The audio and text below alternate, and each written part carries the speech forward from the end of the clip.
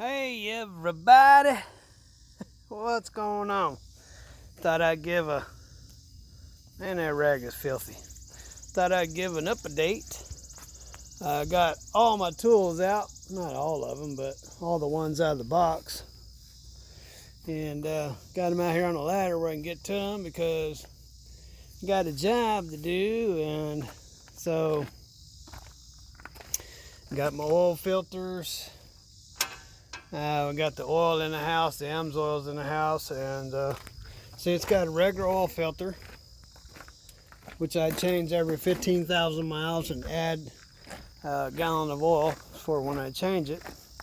And then every 50,000 miles, I'll change the AMSOIL, and I have a particulate filter on this side that I will change, and that's what I'm going to do tomorrow. Change out all my fuel filters. I got to take off this. Since I'm going to take off the fuel filters, I can go ahead and take that hose off. Well, because I'm going to lose pressure anyway. And that way I can go ahead and get this air compressor all the way out of my way so I can grind down that JB back there. I've been putting it off, but oh well. It's no big deal, really. So it's not like I've done anything wrong. I just didn't feel like doing it. And here's something I wanted to show you guys. You see this? See that big gap right there in front of that fender? That shouldn't be like that. And so I bought these, and that's what you put your quarter fenders on, and it bolts down here on this bolt. You can see it's got the bracket that it's sitting on. Well, that bracket doesn't go to these fenders. And so, for example, I already did the other side. So,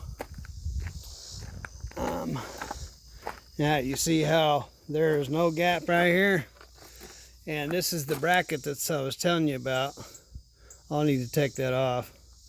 And this is the quarter fender tube. And that's the correct way.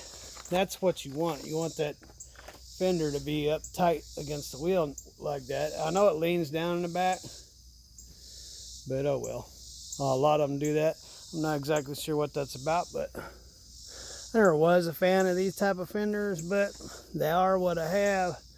And the moons are all beat up and one fell off on the road, so I went ahead and popped the other two off, or three, and cleaned them up, the hubs and axle hubs, and painted them black.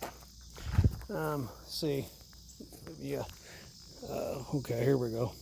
That's probably what I should be showing you, right? Wait a minute, you're upside down.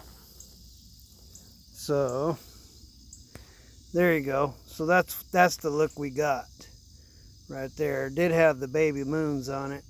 I took them off and then painted. Of course, I corrected that fender where it doesn't have that big gap. And again, I'll show you the other side now that I'm holding the camera correctly. Yes, I took the baby moons off and blacked out the axle hubs. And you see that big gap in front of that fender. So that's what I'm talking about. So I did that, and I got a pump. And then once I went and bought this pump for $89, it's a Edelbrook pump. I bought it, and then once I bought it, I found the other three that I have in the garage.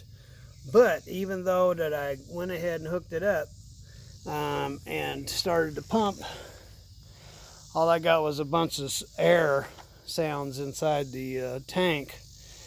And so I loosened it up. I know you can't see in there, but I loosened it up and wiggled it around, and it's just like hitting metal, and I don't hear it inside the diesel at all. So tomorrow I'm going to go ahead and pull it. I got another one of those that goes down in the tank somewhere. I just got to find it. And so yeah, that's what I'm doing with the truck. And so I just kind of got out here and farted it around today. But tomorrow I'll have to get my jumpsuit on and get down and get dirty, so take care of this other stuff. The quarter fenders never were a big deal. I just didn't like them like that, and I figured while I'm getting dirty and greasy, might as well take care of it, right? So this side of the motor don't have any leaks on it. It's clean, so we don't have to worry about this side. And whew. Oh, there's that emergency bag I found on the side of the road. I don't know if you guys can see it over Ruthie's car. Let me see. Yeah, right on the back of Ruthie's car. So anyway, I threw it on the back of her car. I don't need it. My whole truck's full of emergency stuff. I don't need that emergency bag. Let her have it. So yeah. Anyway, so we'll work on that, changing the oil and stuff tomorrow. Filters. And then I'll find out the problem while I'm sucking air out of the tank. Maybe we can get, I guess I'll have me a nice $80 Edelbrook electric fuel pump that I can stow away in the garage. Maybe I'll take it with me for emergencies. Like I said, I got all kinds of emergency stuff. Speaking of which, on my Pete, I had a 3-door headache rack. And I carried a lot of stuff inside that headache rack. I want to get another one of those one of these days, because I really miss that thing. So I don't know if you can see. Let me see if I can get you aimed up just right. I don't know if you can see the difference and how far that fender over there is sitting back. It's nearly a foot. Here, let's go back so you can see a little bit better. So yeah, you see how much further back that fender goes. So anyway, I would have did this side, but the tube that the quarter fender mounts onto, this tube here, this bolt here is thicker than this hole in the back of this tube. So I went and I found another bolt just like this one, except this length, and but I only had one, so I have to go on to, I could only find one, so I'll have to find another one. That's why I didn't move this fender, or I went ahead and moved it. And when I moved it, it also set the fender back about 1, 2, 3, 4, 5, 6 inches. So I had to drill some new holes.